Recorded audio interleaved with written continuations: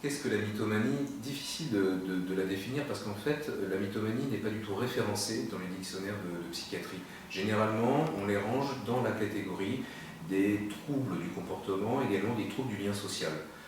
Ce qui nous permet de mieux définir ce qu'est un mythomane, c'est que le mythomane, à la différence du menteur, est quelqu'un qui croit dans son mensonge. Il est rentré dans une sphère qui confond totalement le mensonge avec les réalités. Ce qui fait que le mythomane est quelqu'un qui va nous convaincre parce que lui-même est totalement convaincu de sa propre histoire. Il n'y a pas différents types de mythomanie. Ce qu'on peut repérer chez le mythomane, c'est que ce sont des personnalités qui sont très intelligentes, des personnalités également qui ont souffert dans leur enfance et durant leur adolescence de troubles narcissiques profonds. Ce sont des gens qui ne s'aiment pas, ce qui permettrait d'expliquer la raison pour laquelle ils ont besoin de s'inventer des choses absolument, mais au dehors du commun des mortels. Donc ce sont des gens qui ont des superbes vies inattendues et qu'on ne peut pas en mettre en cause. Donc ce sont de faux médecins, ce sont de faux chirurgiens, ce sont de faux psys pour certains, de faux commandants de bord. Ils ont des vies fabuleuses qui nous font rêver et qui font que notre propre vigilance, notre propre perception du mensonge, elle est un peu anesthésiée.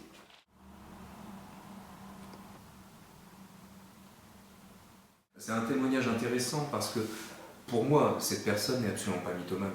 C'est quelqu'un qui, comme je le disais tout à l'heure, voilà, elle exprime le fait qu'elle n'a pas d'estime personnelle, elle ne s'aime pas, elle n'a jamais été appréciée. Mais le fait qu'elle elle souhaite se repentir en avouant effectivement ses mensonges démontre qu'elle est en lien également avec la réalité, avec elle-même. Elle a envie simplement qu'on continue à l'aimer parce que quelqu'un qui ment, c'est quelqu'un qu'on va rejeter totalement dans la société, avec lequel on ne va plus vouloir créer de liens affectueux parce que la confiance, le pacte de confiance, il est rompu. On a plusieurs cas comme ça en thérapie, mais je rappelle, ce ne sont pas des mythomanes qui ont besoin simplement d'être aimés. Et pour ces raisons-là, vont s'inventer une agression. On a eu plusieurs cas dans l'actualité française, des agressions sexuelles dans le RER, par exemple, des agressions qui amènent forcément l'autre à vouloir les choyer davantage, les envelopper en se disant bah voilà, elle n'a pas eu de chance dans sa vie. Et en fait, c'est ce qu'elle ressent elle-même. Elle n'a pas eu de chance, elle ne s'aime pas, elle a besoin d'attirer le regard de l'autre, l'attention de l'autre et l'affect de l'autre. Moi, j'ai mis en évidence une sorte d'échelle de mensonges. C'est-à-dire, il y a les premiers mensonges qui sont égoïstes, pour ne pas être puni, c'est l'enfant qui va mentir sur ses mauvaises notes, parce qu'il a mangé trop de chocolat et puis il ne va pas le dire à ses parents, donc il va inventer que c'est peut-être le chien qui les a mangés.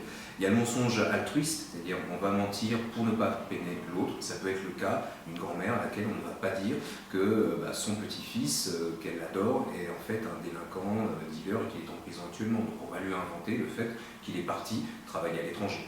Ça, c'est la première échelle, c'est-à-dire qu'on a conscience du mensonge et on est dans un lien bienfaisant avec l'autre. Et au fur et à mesure, malheureusement, on va se couper la relation avec l'autre. Ce sont les mensonges par omission, donc on bloque un tout petit peu quelques vérités. Et puis on va dans des histoires mais beaucoup plus profondes. On est dans une coupure totale dans le lien avec l'autre et dans le lien avec soi-même. C'est l'affaire Jean-Claude Roman, par exemple.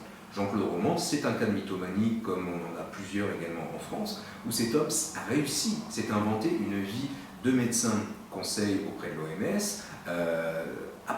est parvenu à s'inventer des histoires tous les jours. Il rentrait le soir en racontant ce qui s'était passé, des gens brillants, mais le problème c'est que le mythomane, à partir du moment où il est démystifié, va arriver à un passage à l'acte, de différentes façons.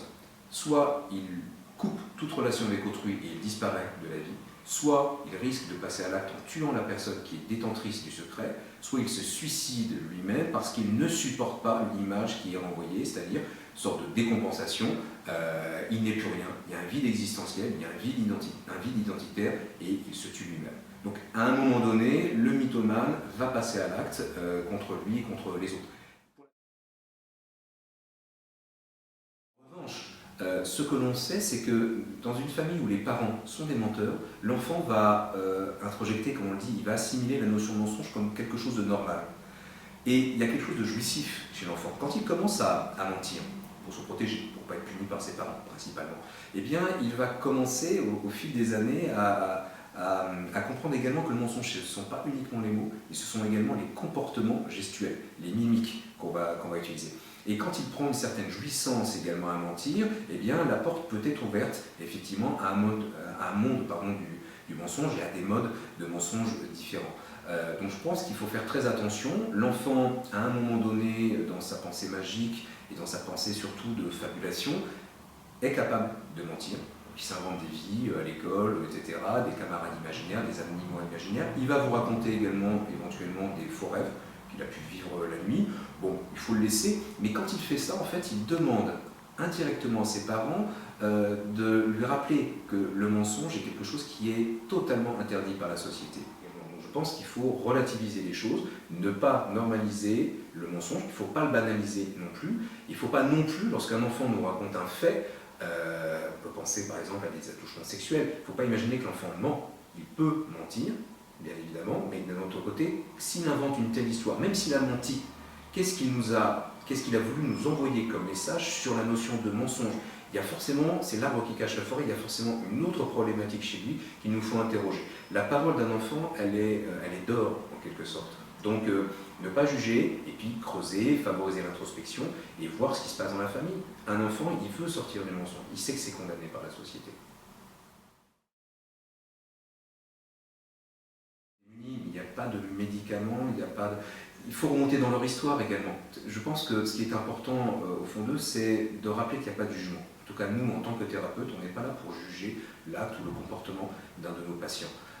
Mais simplement comprendre comment s'est créé le mensonge, pourquoi il l'utilise encore et comment il peut utiliser d'autres comportements, d'autres attitudes beaucoup plus normales, entre guillemets, pour pouvoir être en lien normal avec la société. Parce que la société condamnera le mensonge et la société sera impitoyable face à quelqu'un qui a menti.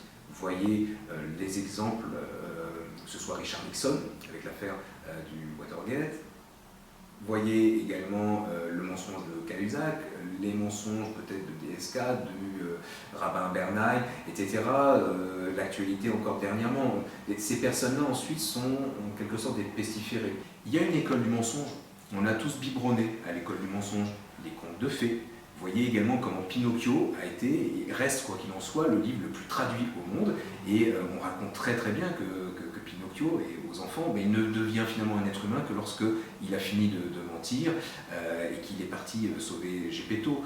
Les animaux mentent également. Et pas pour uniquement des raisons de reproduction ou alimentaire, mais par exemple, vous avez une espèce de gorille qui est capable d'organiser des putschs, en mystifiant un peu les comportements de l'un et de l'autre.